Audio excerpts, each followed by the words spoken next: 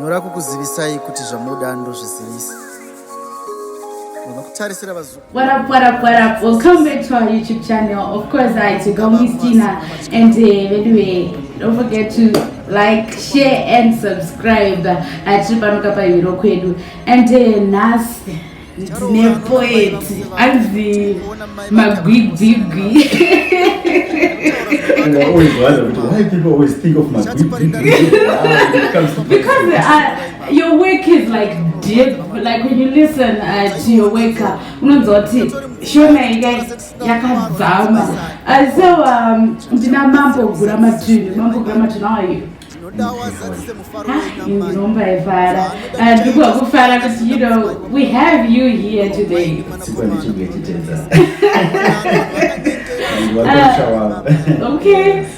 So mambo. Somos mambo gramatuni. What is mambo gramatuni? Mambo gramatuni is a lot of things. Mambo gramatuni nyanduri, mambo gramatuni munyori wengano, munyori wemitambo, muimbi, munyori wemanzi, mudzidzisi zvakare ari baba uye murairi nharaunda. Okay. Saka I heard kuti munonyanya kuita zvemapoem nekunyora izvi. Zvinofamba sei ipapo? Kazhinji zvako vanhu vanobatanidza kuti he's a poet. I think poet nawriter vakasiyana vanhu ava. Inini I'm a writer because handigumire kupoetry asi ndine zvimwe zvandinotoita ndapfuura ipapo like zvona ndichitaura kuti ngano kunyora mitambo, kunyora dzimwe nhaubvo kana rondedzero kana tine zvakawanda zvinobuda mukunyora. Saka ndikazvita poet ndazvilimita because tarisirai nengano kubva kwandiri. Ndikazvita poet hamuchandibvunzi kuti tipewo rondedzero tipewo ngano because I'm a poet. Saka ndikazviti ndiri munyori muchaya muchindibvunza zvekuti mambo maanenge vamusati mambo chitobhoro chinopewo something. Saka ameraita tarisirai zvakawanda kwandiri. Nai mambo. Pamakatanga kuva nyanduri apa zvakatanga sei maikazvitanga mune mwana here kana kuti it's something chamakaendera kuchikoro? Poetry handina kuitanga, iyo ndo yadatanga mandiri. Sokuti ndakatongokura ndichizviita asi ndasingazivi kuti mukuzviita ndozvazviri kutoita. Ndakanonga kuzvidiscover muza wekumusha kwedu vabereki vangu vachoti mutaurisa ine dzimwe kuti because ndaigaridza zvimusic zvangu ndichiparidza pakati zvinhu zvaida malyrics ndozvo zvandaifarira kuitira zvokuti rondedzero yandainyora Miss yaiunganirwa nematicha mumadimiti zvinhu mamwe yangu but hatirinumba baideni kuti talent yekukomboza saka ndavangokura saka creative process yenyu yakamira sei kuti zvinombouya here makatogara uchisaka kutoti mawedza ayaya? Honestly, my writer has gathered in the paper. It's something special and there's something unique about writing. I don't want to mention my work because it's something that I do. It's something that needs my talent. It's my job. Rafael Muraki is creative for popularizing the students against nothing matters. I'm going to tell you again. Ndikaona chinhu chakatanga chiricho chakachenjeza chakachenjeza ndimi nokuti ndimi makatanga mai tsika dzimwe nezera rino dzichada kana uri murema ndakati saka zvaunonyora zviya unenge uchitotaura zvekuitika muvanhu pamwe netembo dzavo wakatombonyora shamwari yako kautokambodii? The writing process yemunyori wese unyora zvemulike yangu uraidzurei mudei dzidzirei mumirirei mudei ipapo shavanziridzai mai usafukurapo lemekedzaiwo zvaanofunga mutora nguva kudzeya zvaanotaura sezvatinoda kunzikwa ngatinozvitaura vamwe kana ashaya rudo mototangai mindimakura nenzaro yakaoma munotamudzai chikosi saka ndinomudurura zvandinoona takasimba mai asitakufuwa kuma vakasvika here kuno vakanyera kana baba vakateerera ndafunga rimwe ndetembo renyu ndakambodzwa chinzi nainaiguru anu hakuna chirimo pamukomedini vari paudhuri mnaatengi kana kapasa asi pabarika. Okay, mambo. So I think kuti maybe pamunonyora zvinhu kana kuti maybe pane mumwe munhu anofila attacked kuti havazivorera ini here havazivodi. How do you deal with negative reviews? It's very difficult kuva munhu ane basa rekudurura muono wake, nekuti vamwe mabasa enyu haasi kutaura maviews enyu, basa rangu kutaura maviews angu. So unopesana nevanhu kakawanda sekuti kusiyana kwamazita edu nokusiyana kwamafungiro uye nemaonero atinoita zvinhu. Unenge usitori wrong ndendisiri wrong, asi maonero edu adii asiyana. Saka ndinopesana nevanhu ende handifaniri kutenge ndichiri munhu anowirirana nevanhu, because I'm a writer, ndiri muparidzi, ndiri prophet. Muprofita kazhinji anorawo nechechi, anorawo nekwake, because maonero ake nematauro ake anenge achisiyana nezvinotarisirana kwake. Saka vanhu vari kutsiurwa, vanhu vari kuudzwa kuti taisososo, because vanhu maadults, vanhu vari independent. Basa rangu kutsiura makura, kutsiura nharaunda, kutsiura pasi rineri. Saka ndinoatakana nevanhu zvakanyanya. And as poets, takutorasika ipapa. Takuda kuita macelebrities, takuda kutrenda kunyanya. So takukudzai zvamunoda kunzwa, takukunyorai zvinokunakidza ine zvinyaya zvisina basa kuti tichikangana maissues chaiwo chaiwo kuti imi madhara musabata vana zviparo. Imi madhara ningi mazita enyu ndofara kunyora netemberi musabata vana zviparo. Ningi mapurisa aite kusunga, because that's the real job yepoetry. The point of zvakashata kuita musociety kuti muita basa kuti nharaunda yezvigadzirisa, but hatichadaro. But ndikadaro chaicho tinosora mamutima mato. Okay, tichiri panyaya iyoyo, pane nyaya dzekuti I think wambotaura nyaya dzekuti kuchechi, nharaunda, zvinoita nezvemabeliefs evanhu izvi. Machallenges apa unowana paunoita kunge wakutaura nyaya idzodzo?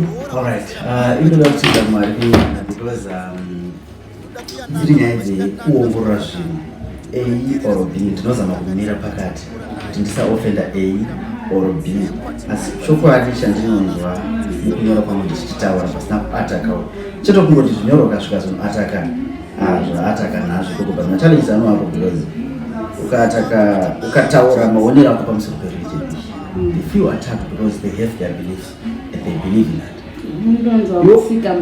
Watsika munda mangu endiva vadi uyi vachida kurizina neyo kuti vazodai no vari kuuya vachisodefenda, havasi kuya nelogic kuti unoona kapa zvikadai zvakatirizererana. Yokana wabata inini hatirizererana saka come back attacking havayona forehead vachidefenda kuti vachiya. Saka zvinorwadza kwamunyori wese anoda kuva real asi kutsvaka mari kana kutrenda kana kutsvaka fame kana kusweka, zvinorwadza kwamunyori. And zvipiwo zvaungaudza maybe an upcoming nyanduri kuti vara vanguka? Poetry is a drip. Poetry is a war. Poetry is a battle.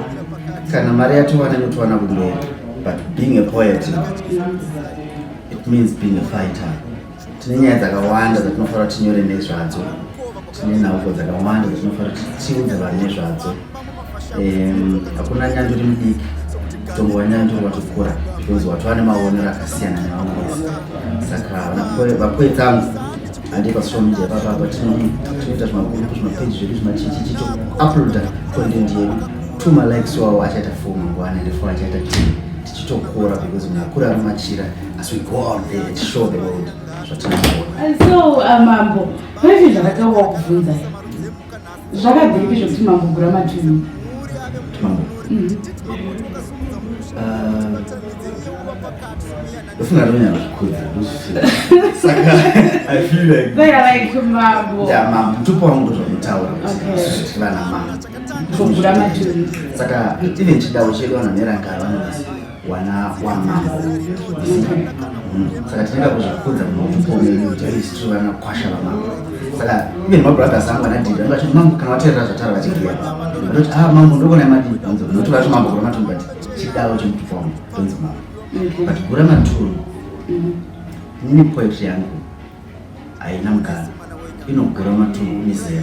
Zvinhu zvana zvidiki ndine zvimafans zvana zvidiki zvisingagoni zvakadai, asi ndiri madhara akachena musoro amunaki. Zvinhu poem rangu rinohambwa universal kuna ages ese mukanaka mese, asi handinopinda kwese iyo nguva kukomana nevasikana kuna amai angu ravo, asi handina mukana.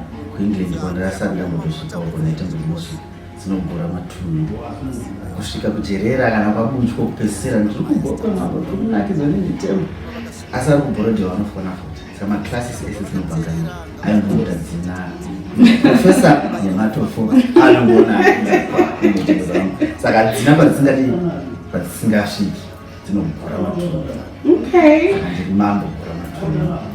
Okay, mambo pane yatinonzwa inonzi writers block. Munozviita sei kana ichinge yakushanyira kuti njere dzambomira kuti nhasi no. Alright, ndinorega kunyora zvinozviitika senge ini handi haiti maadverts through poetry detimba chichingoti advocate pane paunofila kuti I can't produce anything ndinorega chero judate ari mangwana because handisida kuti chacho chiri afraid. You don't do those things for money kunyanya zvepassion.